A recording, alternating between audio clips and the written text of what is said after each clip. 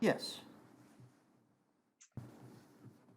Dr. Gabra, before the break, you were giving some evidence about the differences between England and Scotland, and one of the things that you mentioned was, one of the differences you mentioned was liaison with your clinical colleagues in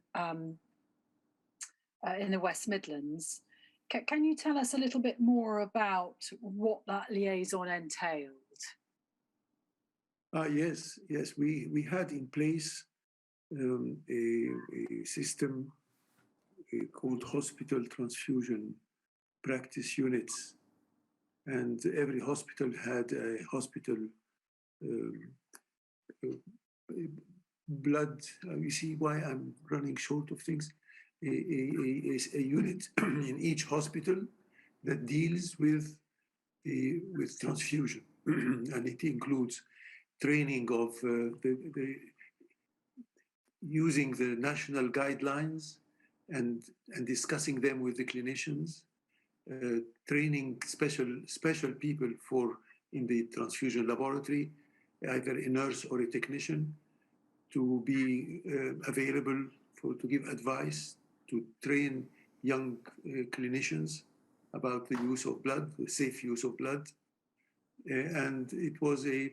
And one of us the 23 or 24 hospitals, I can't remember, were divided into groups between the number of medics. We have also introduced a system whereby a person, a consultant, is part of his commitments is to be in charge of the laboratory in that particular hospital. So there are joint positions where they are closely linked with the transfusion service, and that is one thing about the relationship. Yes, and we found this extremely helpful. And also there is a laboratory technician who is responsible for assisting if there are any difficulties with blood testing, with the blood group testing of patients, and if there are difficult findings, they refer the specimen for us to confirm their results. So it was and I think it wasn't just an invention in Birmingham. It was established in different ways in the rest of the UK, and I have a feeling that this is also has become an important system in Scotland as well, and in many parts of the world actually. And you said you found it very helpful. What was helpful about it? When we used to have difficulties in understanding the clinical approach to the way they use the blood, and the presence of guidelines wasn't all that effective unless there is that kind of personal relationships between. And so I used to attend, for instance, 4 hospitals, I remember, and I used to go and attend these meetings and be available and have one topic to talk to them about, and so on. So it is, and we used to have people from the hospitals to train them if they needed training in testing or anything of that kind. Or storage, and so on. So in many ways it has been helpful. It has facilitated what used to happen in the early days when they just wanted the red stuff, and that's it.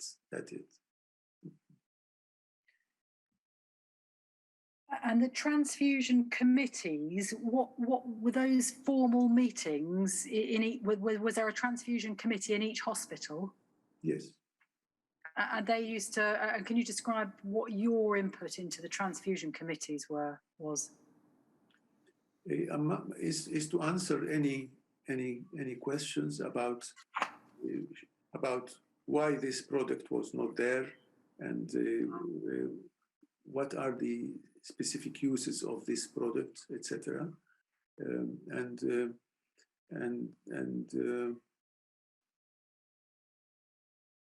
I think that there has been also a national approach about safe transfusion practice, and it was our role, and it was easier to get through when there was a national approach, and then there is the presence, the personal presence with the colleagues of this particular hospital.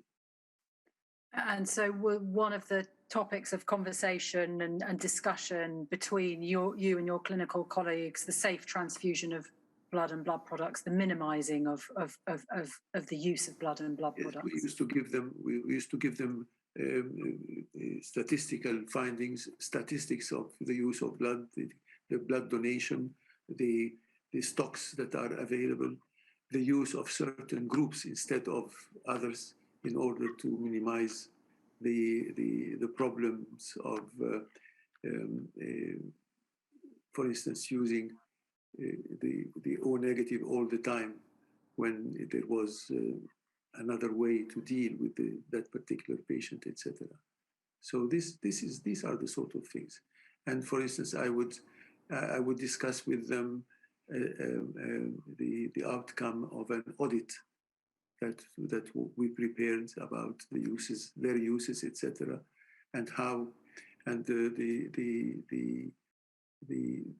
use of blood for certain clinical conditions, and to make sure that there is no excessive wastage in blood, in the use of platelets, for instance, and when something new is introduced, like having platelets suspended into different fluid, or having additives to the platelets, or extending the shelf life of the platelets. These sorts of things that keep coming. And it was only, I think, twice a year. I'm going to ask you some questions now about HCV, hepatitis C look back. And can we start, please, by looking at NHBT 20971145_001. So 0097145_001.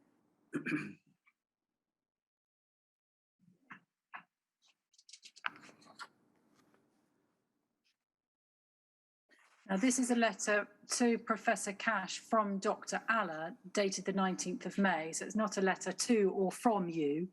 And it's headed Look Back for Recipients of Anti-HCV Positive Blood Products. I'm just going to read out the letter and then ask you some questions about it. It starts off by saying, I'm interested to learn that the Scottish office suddenly and spontaneously feels vulnerable to potential press criticism because of BTS failure to institute a look-back policy for recipients of blood products from donors later found to be anti-HCV positive. As I remember it, you raised this issue at a SACTI meeting last year because data from Dr. DeShaco suggested that over 60% of patients with HCV-related liver disease treated by the combined administration of gamma interferon and ribavirin experienced some unspecified form of remission. In consequence, it was your feeling that it would not be ethically correct to deprive past recipients of anti-HCV positive blood of the potential benefits offered by combined drug therapy and counselling. We've not had access to Dr. DeShaco's data, of course, and it's therefore impossible to judge its merits. What other acknowledged experts in the field have told me, however, there's an asterisk, and we'll see at the end who those experts are, it is that HCV-related liver disease is far from being a homogeneous condition, and we do not know anything about the type of patients Dr. DeShaco studied. Can you go over the page, please?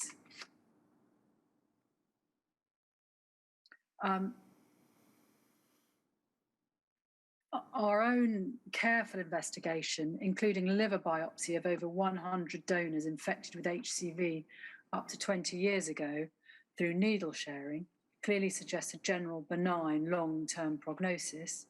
If antiviral drugs are, I think there must be a word missing there, antiviral drugs are both toxic and costly, experience with this form of therapy is too brief to judge the longer-term benefits or indeed its possible adverse effects. It now transpires that early evidence of viral clearance is often succeeded by later reappearance of viral RNA. It's therefore far too early to conclude that the evidence for amelioration of HCV-related disease by combined therapy is so compelling that we will have erred in failing to call in and investigate recipients of anti-HCV positive blood. I don't think we need the next paragraph. And then it will now be very difficult for England and Wales to resist the irrational pressure to adopt a similar premature, expensive and largely fruitless policy. And I greatly regret this fait accompli we are now faced with. So this is Dr. Alla's view about the proposed HCV look back. He describes there that he'd been told in 1994 that that HCV is generally a benign and long-term prognosis. Was that a common understanding in 1994 of HCV, of hepatitis C? I'm not sure that this was the common, no. And he also expresses the concern about instituting a hepatitis C look-back program because he is not persuaded that the information about the treatment for hepatitis C is sufficient. Again, was that a common view, can you recall, held by your colleagues and perhaps by yourself at the time about the hepatitis C look back? No, I understood that a look back has to be based on clear criteria that are, and I felt that Dr. Alla did not want to become involved, to consider this without additional information, because that would be, that really needs to start based on clear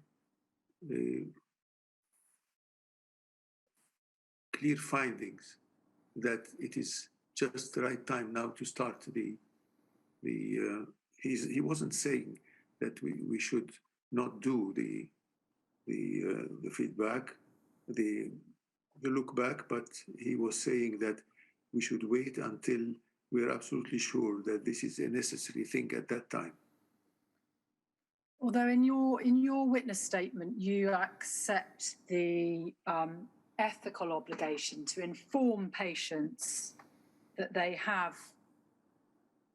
suffering from a virus that they've obtained through their medical treatment. Yes, I said that. Yes. Yes, and is Dr. Alla? But yes, but this doesn't mean that I am saying that I have to do it now. I think what Dr. Alla was trying to say, and that's what I understood, and that's what I believed at that stage, that before we start our national look back, introduce the look back system, we have to be very clear about what is exactly the outcome, how are we going to do it, how are we going to set this up, and so on. So your concern was to make sure that the look back was properly organized before it started. That's what I was saying, yes.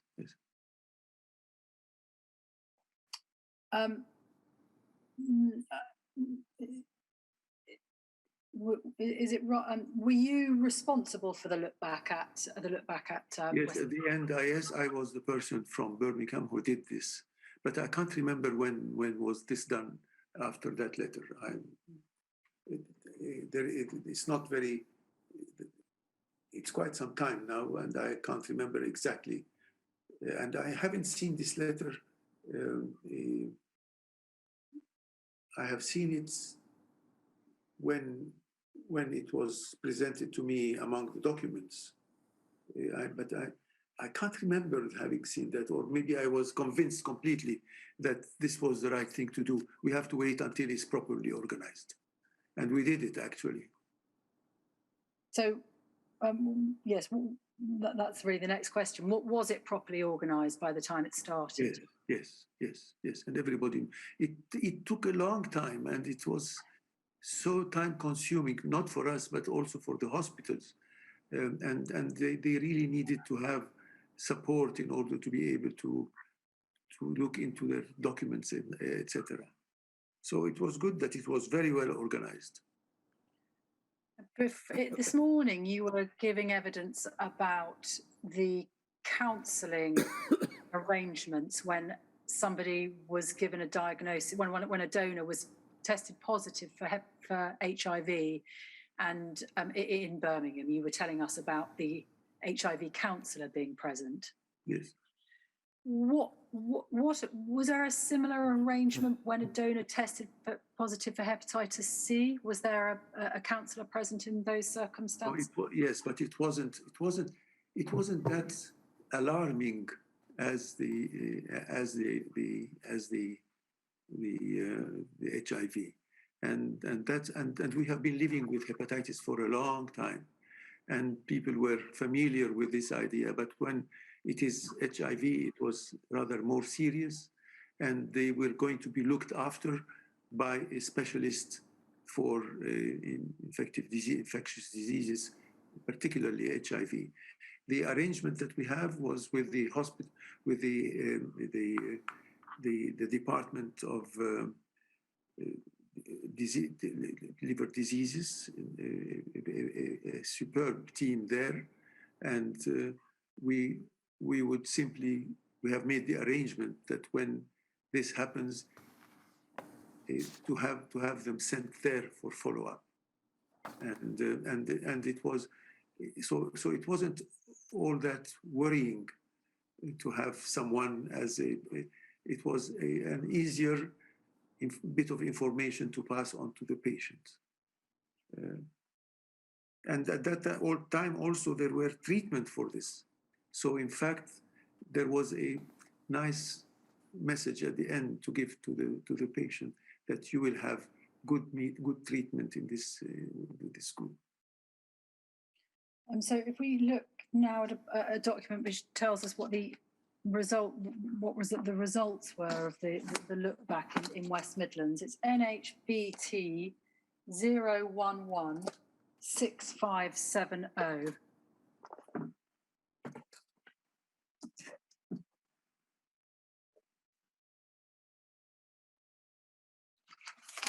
And can we go straight to page 16, please, of that document? Is that a paper? A paper. We go. No. Sorry, page 13. Sorry, page 13. So here we've got a consultation paper dated May 1999, prepared by Dr. Ian Blair for an ad hoc hepatitis C working group on behalf of Birmingham Health Authority. Now, we know from other papers, and I think you've been provided with them, Dr. Gabra, that you provided some information to Dr. Blair to put into his report. And if we turn, please, to page 37, we can see the bit of the report that relates to the hepatitis C look back.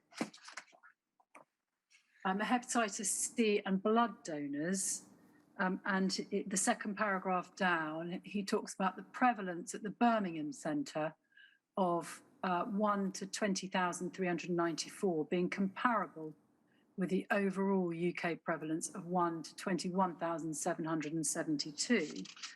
And then if we go over to the page, please, to page 38, he sets out under hepatitis C look-back programme, he sets out the history there of it, the test being introduced in September 91, setting out what that is. And then about halfway down that paragraph, a total of 164 donors were identified in this region, giving a total of 1,256 components which were transfused, and then refers to a table which shows that 39 recipients in this region were found to be anti-HCV positive. And if we go then to the next page,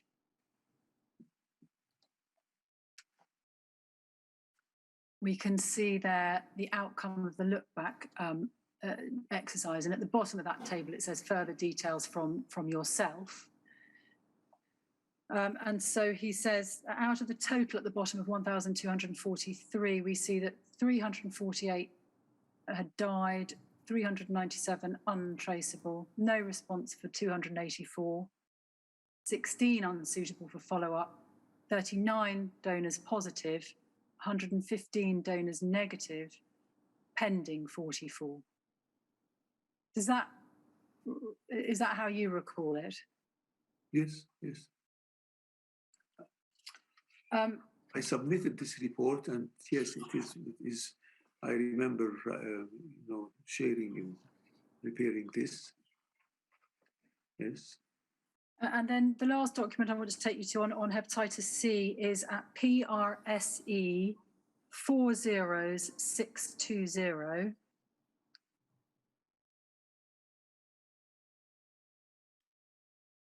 And this is an article published yes. in the Epidemiol Infect. And it's called The Contribution of Transfusion to HCV Infection in England. And you're listed as one of the authors of that paper. Yes. And if we just look at the aim of the paper, which is at the bottom right-hand column on this page, 3 lines up from the bottom, 4 lines up from the bottom, halfway along that line, the aim of this look back was to diagnose patients with transfusion-transmitted HCV who might benefit from care and treatment. And then if we go over the page, please, to page 4, to the discussion.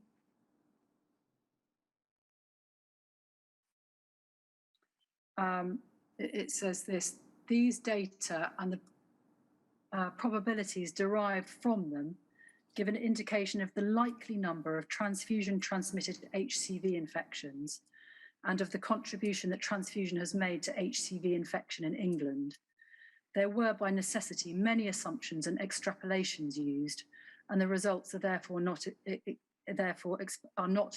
expected to be exact. And if we go down to the bottom of that column, we can see another caveat there, right at the bottom, the last paragraph. We may have underestimated or overestimated the infections transmitted from 1st of January 1980 to 1st of September 1991, and then sets out why that might be an overestimate or an underestimate. And then if we look onto the first column on that page at the bottom, we can see what that estimate of that cohort is, the infections in the 1980s, effectively. In total, we therefore estimated that there have been approximately 13,500 HCV infections transmitted by HCV-infected blood components issued between 1st January 1980 and 1st of September 1991.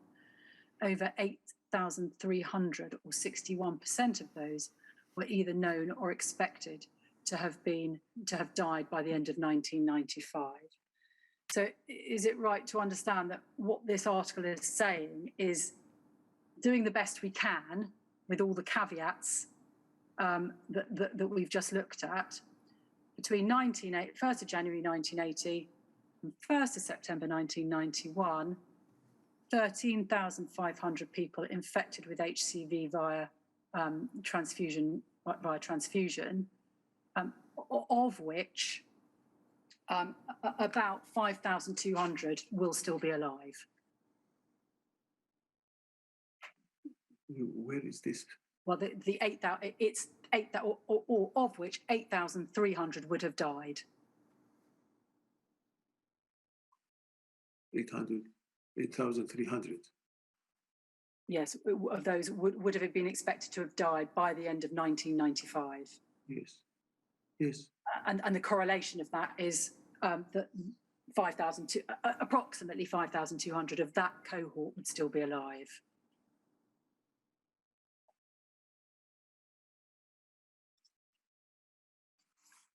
Yes, that was the finding, yes.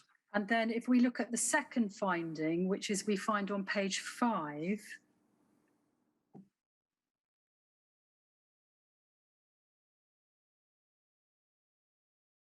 on the first column of page 5, if we go 3 lines down, on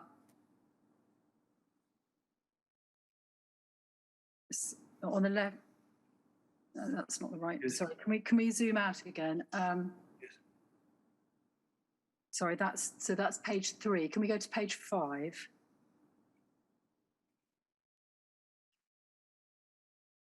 Yes. So on the left-hand column, if we start 3 lines down at the end of that line, if the prevalence of anti-HCV amongst blood donors during the 1970s, so different cohort, was assumed to be the same as at the end of 1991, inclusion of the 1970s data would generate approximately 10,000 extra HCV-infected blood recipients.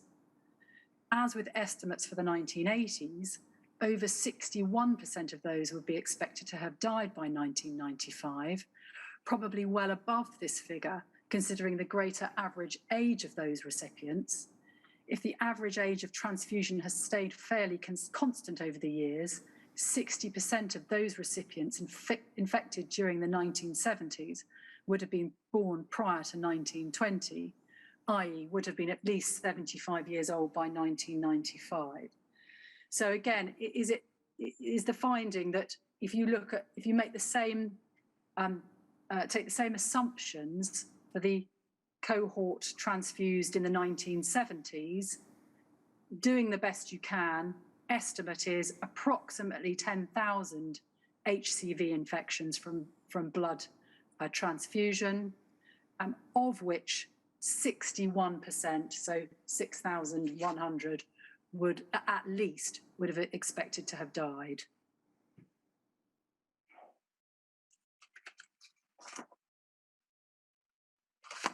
And they would not have the treatment available. Because it was not available. But we're looking now at the end of 95. Yes. So those were so putting those two figures together, what, as I understand it, this study finds is that between 1970 and 1st of September 1991, the study estimates that there will be alive a cohort of transfused patients who have been infected with hepatitis C, and the number of those patients that are still alive will be somewhere about 9,200.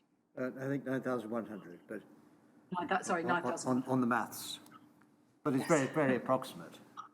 Yes, but it's very approximate, yes. Yes.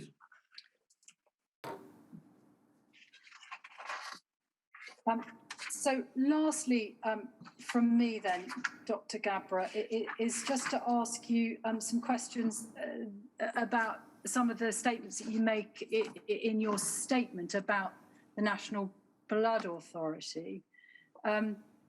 You say in your statement that the reorganisation of the service in 1995 took a lot of time and effort and caused difficulties that could have been avoided and were, in your view, unnecessary. Can you tell us a little bit about that?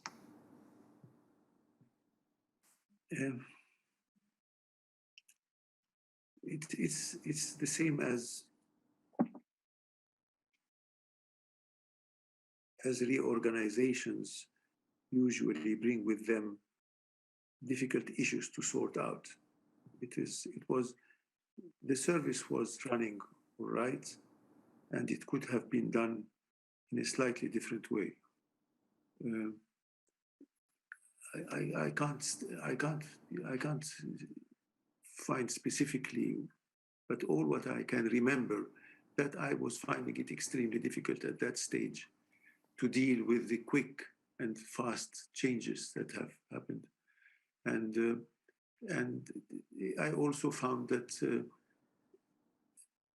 my contribution was not our contribution as a medical staff in the service was being run in a totally different way that was not allowing us to contribute the same way as to what we were doing before. So it was at that time, and I still think that my title has changed 2 times or 3 times, and people were moved from one place to the other, and there were changes that I thought were not all that important, and that's really all the feeling that I had. And one of the things you say in your statement was that there was a period, you were talking about the strengths and weaknesses of the National Blood Authority, and you said that there was a difficulty during that period in securing funding. Yes. What did you mean by that? The funds was coming from the local health authority, and when we became the national service, and I think it was Gatson who organized this, we were able to have support, particularly from the funding point of view, for any changes that need to be done. It was easier to get through the NHS directly rather than through the local funds that were put into that were put aside for the use of the local health authority rather than the national health authority. So it had to be shared with so many other things, while the changes that were coming into and were needed into the transfusion service were slightly different from what happens in other things, in other areas. So it was helpful from the new service that we have a special funding specifically for the transfusion service. I said lastly from me, but in fact, can I just just raise one more topic with you before we break, in order for me to get questions from the core participants for the final session. Can we return, please, to WITN 403 5008? So what's going to come up on your screen, Dr. Gabra, is the write-up of the clinical evaluation of the freeze-dried cryoprecipitate that we were talking about before the break, the lunchtime break. And I just wanted to take you to the bit that says materials and methods, because we were discussing the process, and I think you mentioned that there was heating involved, and I just wanted to run this past you. So the materials and methods: freeze-dried cryoprecipitate was prepared as described previously, and then there's a reference to another article.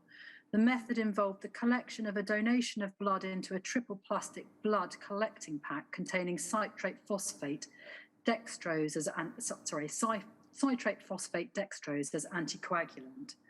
Plasma was separated by centrifugation centrifugation, and the plasma pack was immediately frozen in an alcohol solid carbon dioxide mixture, kept at -70 degrees for a minimum of 20 minutes. Cryoprecipitate was prepared by thawing the plasma in a thermostatically controlled water bath at 4 degrees centigrade until only a small amount of ice remained in the pack. The pack was removed from the water bath, centrifuged at 3200 G for 10 minutes at 4 degrees C, and supernatant plasma transferred to remaining satellite pack. Cryoprecipitate was allowed to liquefy at 22 degrees, and cryoprecipitates from 5 donations were pooled under sterile conditions. The product was then frozen and lyophilized, and then goes on to say how it was tested and reconstituted, and so on. There's no mention there of heating. Yes, yes. Was this the process you followed? Yes, that was it. I think I have confused my answer with something else. That was something to come later on, rather than being done. Thank you. So those are the questions that I have for Dr. Gabra, but I'll need an opportunity to field any questions from core participants. Could I ask for 25 minutes or until 3 o'clock? Yes, well, we'll take a break till 3 o'clock in that case. The purpose of the break, Dr. Gabra, is so that participants in the inquiry who won't put their own questions but have questions to ask you, we'll ask counsel to put those questions to you when we come back. So we'll take a break till 3 o'clock. I can't tell you how long we'll be after that. It may be quite quick. It may be take some time. It all depends. But I'll see you again at 3 o'clock.